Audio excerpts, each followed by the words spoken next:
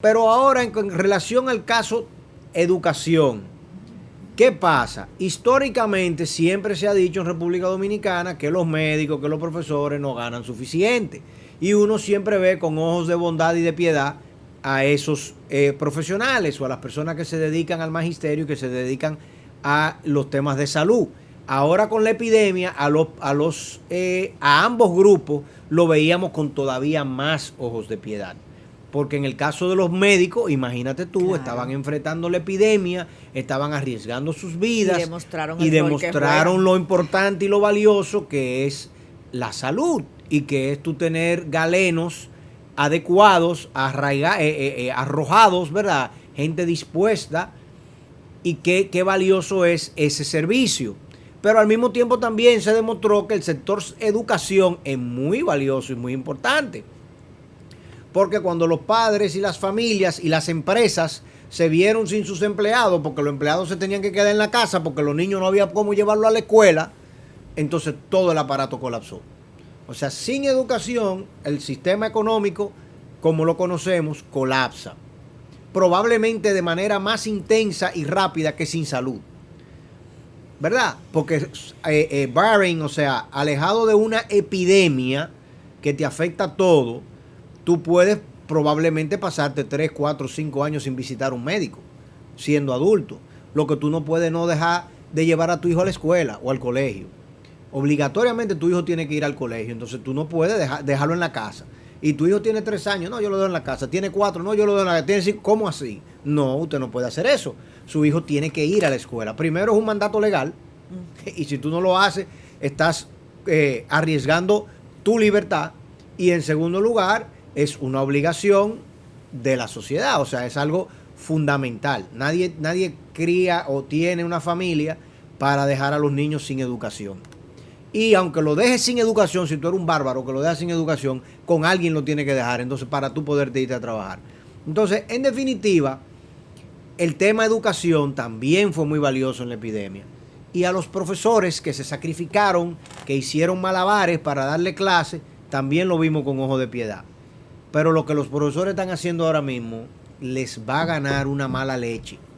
O sea, van a perder esa buena fama, ese buen nombre, ese prestigio, y eso afecta a educación y afecta a la sociedad. Claro. Porque tú no puedes tener una sociedad donde el que da el ejemplo, donde es que es el rol que todo el mundo sigue, porque todo el mundo siempre ha enfrentado, cuando uno tiene un niño chiquito, uno siempre enfrenta la relación de que el profesor dijo, papi, no, el profesor dijo que eso no es así. Y el profesor manda en cierta medida por encima de ti. Y tú quieres que sea así, porque tú quieres que el niño respete al profesor, que el niño respete su entorno escolar y que el niño se desarrolle en ese entorno escolar. Entonces, esos son el ejemplo de nosotros. Claro. Y si ese ejemplo es un huelguista, un juerguero, porque tú dices, venga, que el profesor estaba en huelga en la mañana y en la tarde en el colmadón. ¿Cómo así? Y mira, la profesora está en huelga y yo la acabo de ver en la plaza comprando y en el salón de belleza arreglándose el pelo. Así no me cuadra.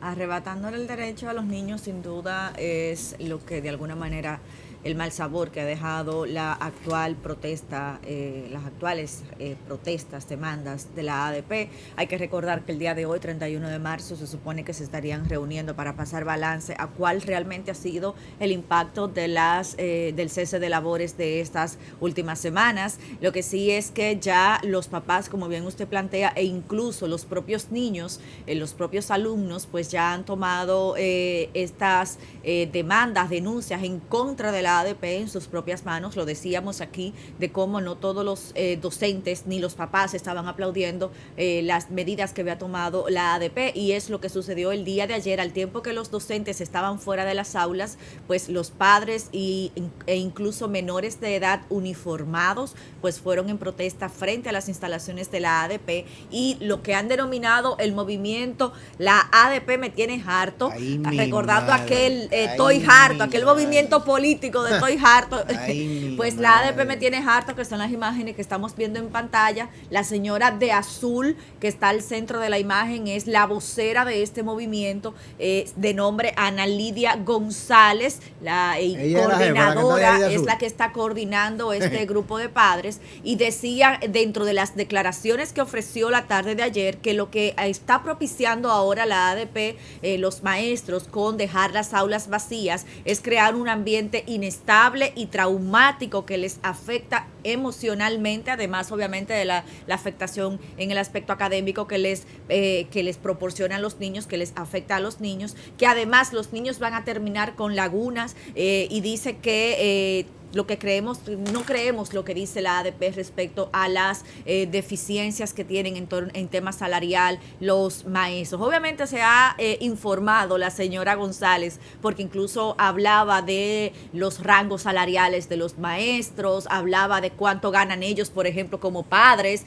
que muchos responden al salario mínimo, que es el que llega a sus casas, y entonces en esa parte también empalmaba con cuál es la condición para los papás. Decía ella que el cese de la docencia en las aulas pues les afecta en la desorganización que tienen que vivir ellos como papás en sus rutinas de trabajo, que no tienen con quién dejar los niños, que el papá responsable que no va a dejar a sus hijos solos pues tiene que abultar el presupuesto familiar sacando un dinero adicional para pagarle a alguien que les cuide ese día que no van a las aulas, y que deben conseguir entonces a través de favores, y ver entonces luego cómo los niños se van a nivelar luego de que no han podido estar ese día en las aulas. O sea que en efecto este movimiento de padres le da un ingrediente nuevo a las demandas contra la ADP. La sociedad civil, lo decíamos, se iba a volcar contra la ADP, porque las reivindicaciones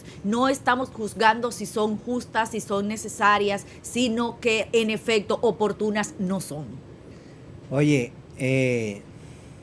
esto, ¿tú crees que esa señora, ella será la nueva Virtud de Álvarez? Esa fue como el feeling que me dio.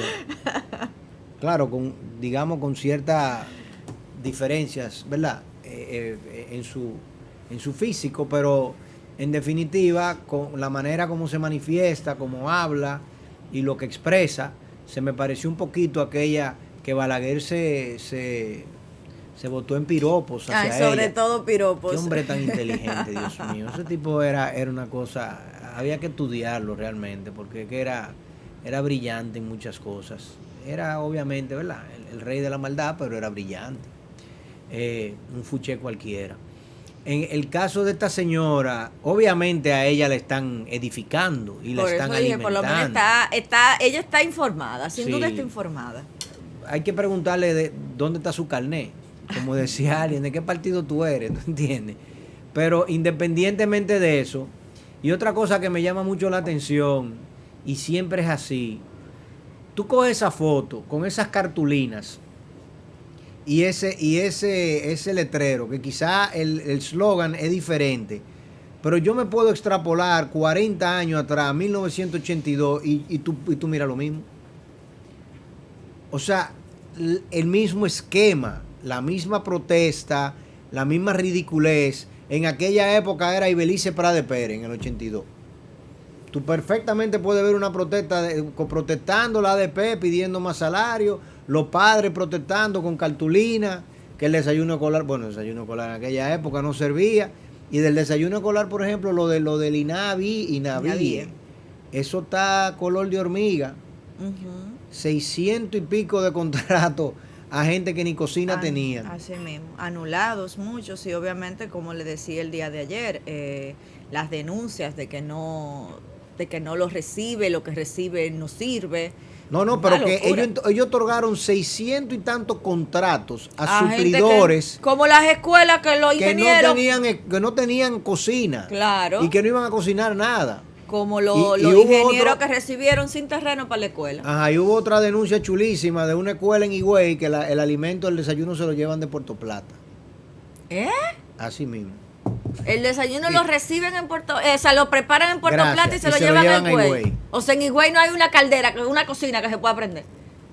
Óyeme, ¿cómo yo te explico? Ay, o gran sea, poder, esa es la Freddy. situación que uno está viviendo en este país. Bueno, por eso hay gente como uno que vimos hace unos días que se están haciendo de dinerito ofreciendo cursos para cómo tú Armar el desayuno. para cómo tú prepararte para ser suplidor del desayuno claro, escolar. no, pero tiene que haber toda una infraestructura Toda para una eso. infraestructura, 3.000 Porque pesos para enseñarte eso cómo. es más rentable que brindar el desayuno.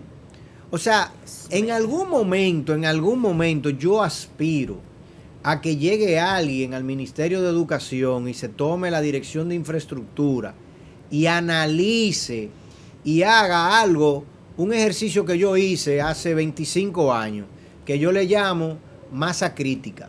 Tú sabes que en física, para tú poder fisionar, se dice en español, fission, o sea, el fission of the atom, o sea, la fisión del átomo es lo que genera un estallido nuclear que puede, bajo un ambiente controlado, te genera energía eléctrica o calienta una caldera que luego mueve una turbina que se genera energía eléctrica.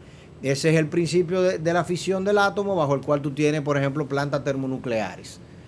Y si tú lo pones un poquito de plutonio aquí, un poquito de plutonio aquí, y lo pones en una cabeza de un misil, y le haces un llamado electrónico, llega un momento en que tú los juntas los dos y llegas a lo que los físicos llaman masa crítica. Y cuando hay masa crítica, los electrones se aceleran demasiado, ¡puf!, y explotan. ¿Verdad? Explota. Entonces, para tú manejar un centro educativo, tú necesitas una masa crítica, tú necesitas un tamaño mínimo para que eso sea viable, para que eso sea manejable. Y en el Consejo Nacional de Educación fueron 4 los ministros que a mí me escucharon hablar de eso, porque yo le decía, es que usted no me puede manejar a mí una escuelita de 4 aulas, porque en una escuelita de 4 aulas usted no me puede garantizar a mí calidad. No hay forma de que usted me diga que usted va a tener un buen profesor de ninguna materia en una escuela que está en un lugar apartado con 4 alumnos. Cuando mi mamá estudiaba en Estados Unidos, inclusive mi sobrino hoy en día, mi mamá tenía que montarse en un autobús y viajar 20, 25, 30 minutos en ese autobús para llegar a una escuela que recogía de toda la zona y hacía masa crítica. Entonces tú tenías un bachillerato que tenía 1,000 alumnos porque recogía de todos los pueblitos que estaban en la zona y lo llevaba a ese lugar. Pero aquí no, aquí tenemos un pueblado, un pueblito con 22, mira, Centro Comunitario Margarita, qué sé yo qué. Tú coges, todos esos niños caben en un autobús, todos caben en un autobús. Entonces tú lo coges en ese autobús y lo llevas a una escuela, donde ellos vean una gran escuela, vean una biblioteca, vean unos laboratorios de calidad, vean un refectorio. Hasta por el paseo se motivan. ¿Entiendes? Correcto. Vean un refectorio, o sea, vean una cafetería que cumple. Entonces tú en ese refectorio, donde tú vas a alimentar 800 niños, ahí tú puedes tener una cocina, ahí tú puedes tener hornos. Porque ¿cuánto cuesta un horno rational? Como lo que nosotros tenemos aquí en el food court. Eso vale $25,000. Usted no puede tener un horno de $25,000 para tú en esa escuelita darle de comer a los niños. Tan sencillo como eso no se puede.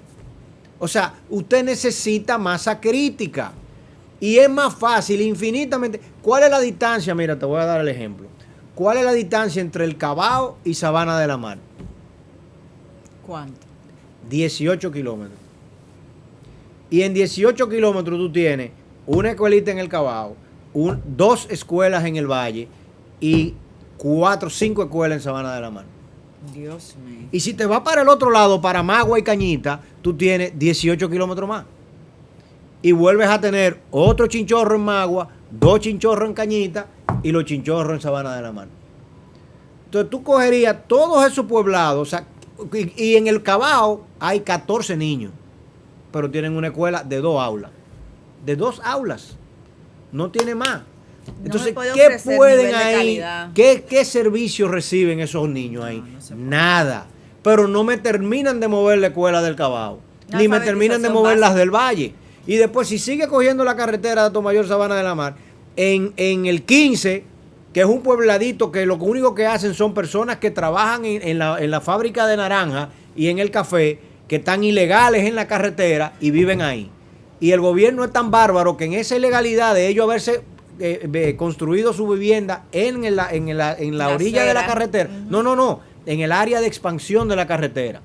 Cuando construyeron esa carretera en el año 86, compraron 25 metros, ocuparon 10 y dejaron 15 sin ocupar. En esos 15 ya tenemos edificios de 3 pisos.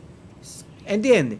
De gente que lo que viven ahí para trabajar en esas 2 fábricas. Ahí el gobierno le hizo una escuela y un centro sanitario. Vete a ver qué hay ahí en ese centro sanitario y en esa escuela. Y en el 20, la misma. En el 20 hasta un destacamento de policía hay. Que no te tengo que decir nada de eso. Y es lo mismo. Y ese modelo se repite en todos los pueblos.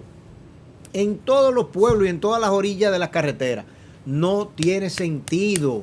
Nosotros podemos, en vez de tener 3.000 supuestas escuelas, tener 1.500, pero tener 1.500 de calidad, donde tú entonces tengas en la escuela ese comedor y no tengamos este tollo del INAVI que tenemos ahora mismo. Eso es así, señores, sin duda muchas cosas todavía por hacer. Qué bueno que, como decía yo hace unos días, sigue habiendo un despertar social. Vamos a ver cómo realmente reaccionan nuestras autoridades, porque mientras se siga definiendo todo desde la particularidad, desde el interés, desde lo político, nada más que nos llevó, ya ustedes saben quién.